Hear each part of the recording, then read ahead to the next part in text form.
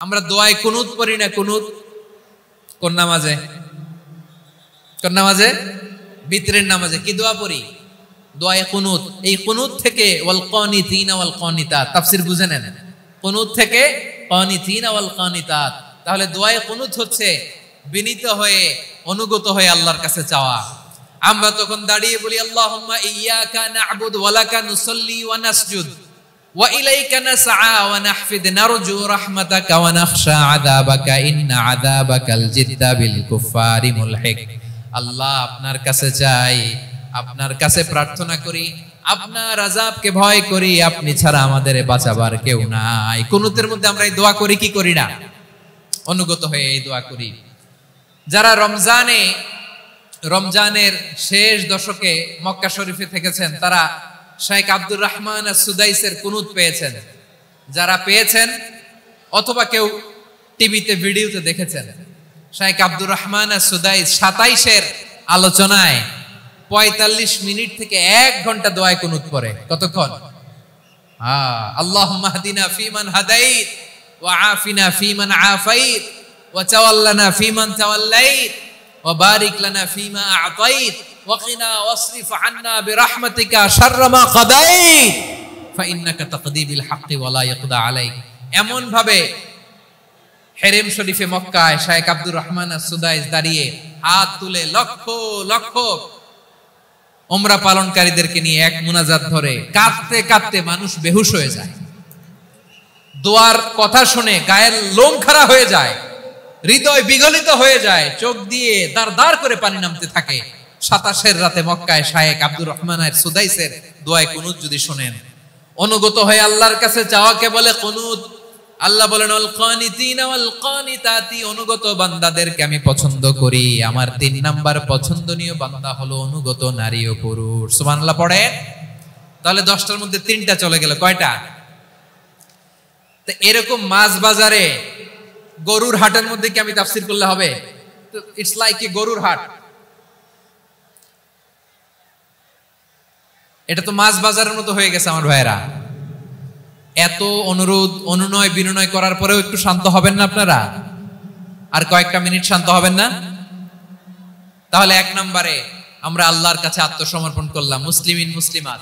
2 নম্বরে মুমিনিন মুমিনাত, বিশ্বাসের স্বীকৃতি দিলাম। 3 নম্বরে কানিতিন কানিতাত, আল্লাহর সামনে অনুগত হয়ে দাঁড়ালাম, দোয়া করলাম। 4 নম্বরে সাদিকিন সাদিকাত, সত্যবাদী নারী ও পুরুষ। সত্যবাদী নারী ও পুরুষ। ইসলাম আমাদেরকে সত্যবাদী হতে বলে। কি বলে? সত্যবাদী হতে বলে। মিথ্যা বলতে নিষেধ করে, কারণ মিথ্যা সবচেয়ে বড় পাপ, সব পাপের বাপ। সব পাপের বড় পাপ হচ্ছে মিথ্যা। একটা মিথ্যা বললে ওইটারে ঢাকতে আরো 10টা মিথ্যা বলা লাগে, ওইটারে গোজামিল দিতে আরো 30টা মিথ্যা বলা লাগে। কি লাগে না? আর কোনোদিন মিথ্যা বলবেন?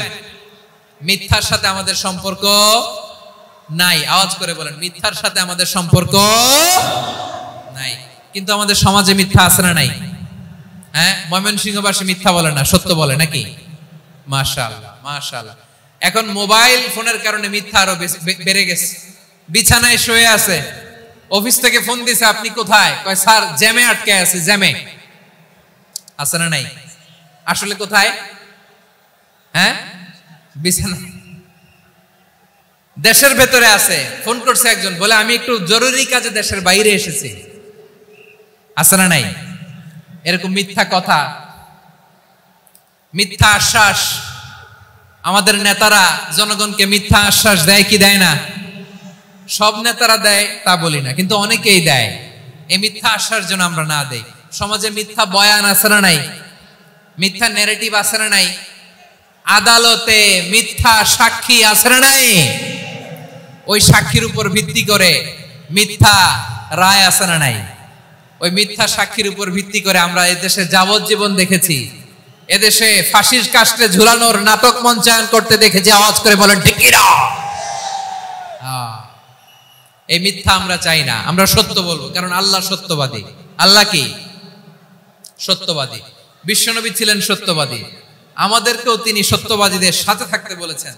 তিনি আমাদেরকে বলেছেন সত্যাশ্রয়ী হতে।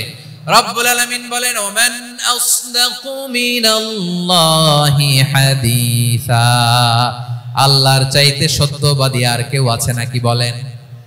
আল্লাহর চাইতে বেশি সত্যবাদী কেউ আছে? নাই, নাই। আবার বিশ্বনবীকে আল্লাহ বলেন কুল সাদাকাল্লাহ, ও নবী আপনি বলেন আল্লাহ সত্য বলেছেন।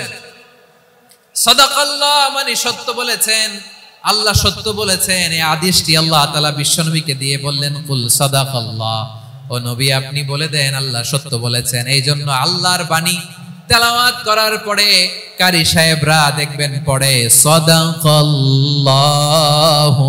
আযীম।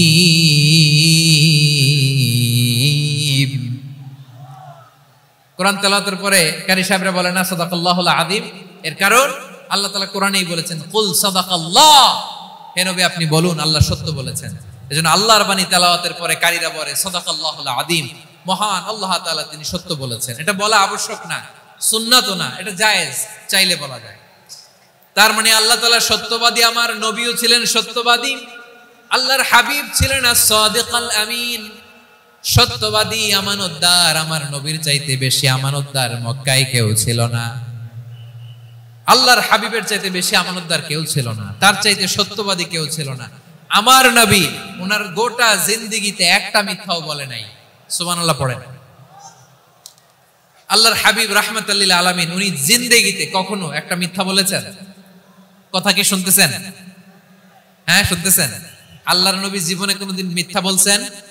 না, বলেন নাই। যখন আকাশ থেকে আয়াত নাজিল হলো আনজির আশিরাতাকাল আকরাবিন, ও নবী আপনি নিকটাত্মীয়দের সতর্ক করেন, দাওয়াত দেন। আল্লাহর নবী সাফা পাহাড়ের চূড়ায় চলে গেলেন, ডাক দিলেন, সবাইরে বললেন ও আমার জ্ঞাতি গোষ্ঠীর লোকেরা, আমি যদি বলি এই পাহাড়ের পেছনে একদল ঘোর সওয়ার তোমাদের উপর আক্রমণ করবার জন্য, অ্যাটাক করার জন্য অপেক্ষা করছে, তোমরা আমার কথা বিশ্বাস করবে নাকি? এলাকার লোকেরা বলল অবশ্যই বিশ্বাস করব। বিশ্বনবী বললেন আমি যদি বলি পাহাড়ের পেছনে একদল ঘোড়সাওয়ার তোমাদেরকে অ্যাটাক করবে, বিশ্বাস করবা? আকুনতুম মুসাদ্দিকিয়া?